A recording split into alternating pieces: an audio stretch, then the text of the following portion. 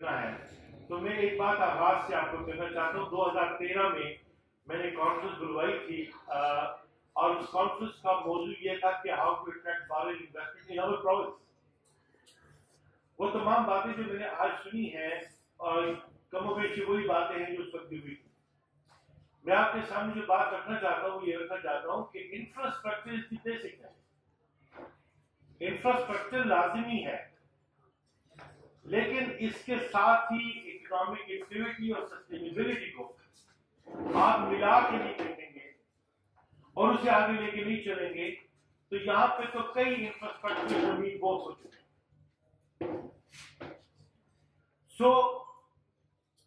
गुज़िश्ता रोज जब हमारे transport minister, finance minister और इंडस्ट्रीज के मिनिस्टर के हमरा मौजूद थे, तो मैंने उनसे एक बात कही और वो ये बात कही कि इकोनॉमिक डेवलपमेंट के लिए तमाम को मिल के काम करना है।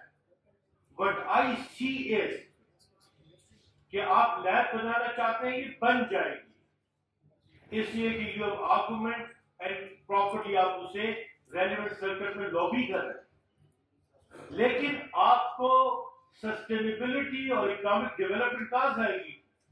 आप तो प्रोविंशियल टैक्सेस को समझने में अपनी जिंदगी लगा देंगे, आप तो फेडरल टैक्सेशन को समझने में जिंदगी लगा देंगे और फिर पूरी एक्टिविटी जो है आपकी बिजनेस एक्टिविटी की वो जो है मफलूज होकर इसलिए रह जाएगी कि हमारी जो टेंडेंसी बन चुकी है वो ये तो है नहीं कि आओ कारोबार करो, हम तुम्हें वसाइल मुहैया करते हैं, आओ कारोबार करो, हम तुम्हें सहूलत मुहैया करते हैं।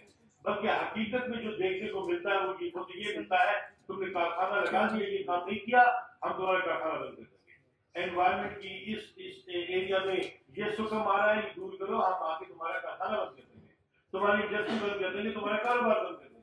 कारोबार बंद करने के लिए हर गवर्नेंस मौजूद है।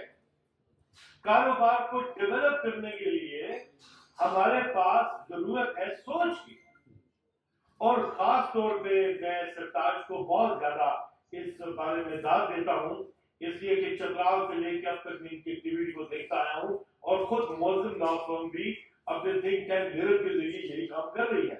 लेकिन हमारा काम जो है वो इंफ्रास्ट्रक्चर अपनी जगह पे, लेकिन हम खास तौर पे बिजनेस एक्टिविटी को बढ़ाने के लिए जो हमारी फॉर्मल और इनफॉर्मल इकोनॉमी है उन दोनों के साइडों को देख रहे हैं। हम करप्शन को भी देख रहे हैं, दस्तियाब चैलेंजेस को भी देख रहे हैं, और हम उसके लिए रास्ता ऐसा निकालना चाहते हैं कि सब इवॉल्व होकर चले, सब आगे मिल के चले। वहां पे प्रॉब्लम आ रहा है और मैं बिजनेस कम्युनिटी को खास तौर पे ये इंगेज करके कहना चाहता हूं, और वो ये कहना चाहता हूं कि आपके काम में एक आपकी जिम्मेदारी है। कायद-ए-आज़म ने कॉन्स्टिट्यूशन असेंबली में कहा था अपने खिताब में 11 सितंबर के मुआशरे का सबसे ज़हीन तबका जो है वो कारोबारी आदमी होता है, कारोबारी होता है, इसलिए कि वो अपनी स्किल्स की बुनियाद पर पैकेज बनाता है। अब यहां पे प्रॉब्लम आपको ये आ रहा है कि आप सस्टेनेबिलिटी और इकोनॉमिक डेवलपमेंट के लिए आप कानून साजी में लॉबिंग नहीं कर रहे। आप इस सिलसिले में तो जरूर काम करते हैं कि इंफ्रास्ट्रक्चर करने के लिए हमें फला स्पेस मिल जाए, फला एरिया मिल जाए, हम एक्सपर्टीज ले आए, यहां तक तो है काम, लेकिन लॉबिंग नहीं है कि आपको जो आगे चैलेंजेस करने पड़ेंगे फेस, उसके लिए आप क्या तैयारी कर रहे हैं, उसके लिए कानून साजी में मुस्तकिल आपकी पार्टिसिपेशन के साथ है, उसके लिए बेसिक आपके कॉन्सेप्ट और इंफ्रास्ट्रक्चर आपने कैसे डेवलप करना है। This is an area where we need to think of. अब हम ये देखते हैं कि जब सरकार की तरफ से कैपिटल की तरफ से आ जाए या एनपीआर की तरफ से कोई नोटिस आ जाए और वहां से रिकवरी का क्लेम हो तो हम दौड़ते हैं ऐसे पदार्थों में, इसलिए कि हमने जाके स्टे ऑर्डर लेना है कि वक्त के तौर पर हमें सहूलत मिल जाए। लेकिन हमने कभी भी ये नहीं सोचा कि ये हमें आपके टैक्सेस तो लग रहे हैं, आओ इसमें जो इन्फोर्समेंट गैप्स हैं, इसमें जो ब्रेक्स हैं, आने वाले दिनों में जो हमें प्रॉब्लम लगेंगे, आओ उसका हम तोड़ पैदा करें। और वो तोड़ कहां से होगा? वो तोड़ होगा हमारे रिप्रेजेंटेटिव्स के जरिए। हमारे रिप्रेजेंटेटिव्स को ब्रीफ कौन करेगा, लॉबिंग कौन करेगा?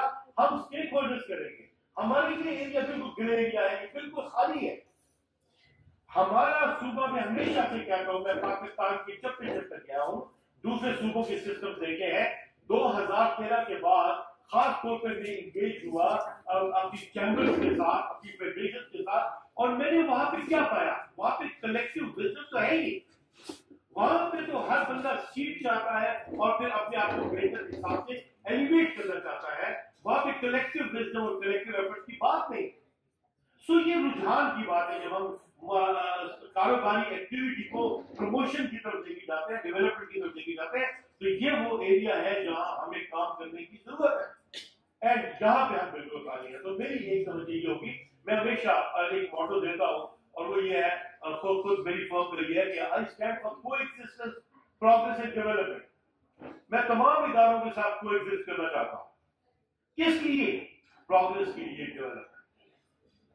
इनको कनेक्ट करना पड़ेगा। इसे कौन कनेक्ट करता है? इनफैक्ट वो कनेक्ट करता है आपका लीगल सिस्टम। आपका लीगल सिस्टम डिपेंड किससे करता है? उस कानून पे जो बनाया जाता है। वो कानून बनाता कौन है? वो बनाते हैं हमारे चोजन रिप्रेजेंटेटिव्स। अब यहां पे इनको जो प्रॉब्लम आता है, और वो बिल्कुल एक प्रॉब्लम जिसके जिम्मेदार हम इन्हें ठहरा देते हैं, जो कि एक बहुत बड़ी गलती है। प्रॉब्लम आता है ये कि जो एक्सपर्ट, जो लोग स्टेक होल्डर्स होते हैं, वो इनके साथ जाके इन्हें समझा के, इन्हें ब्रीफ करके, इन्हें असिस्ट करके बिल्स मूव नहीं कराते, लॉबिंग नहीं करते, काम नहीं करवाते।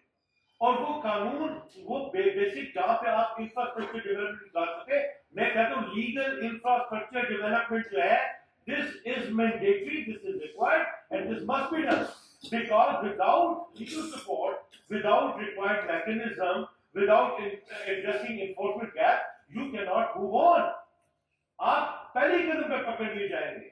आपको पता है पाकिस्तान में सबसे पहला इंडस्ट्रियल एरिया, इंडस्ट्रियल प्रॉब्लम बना कौन सा?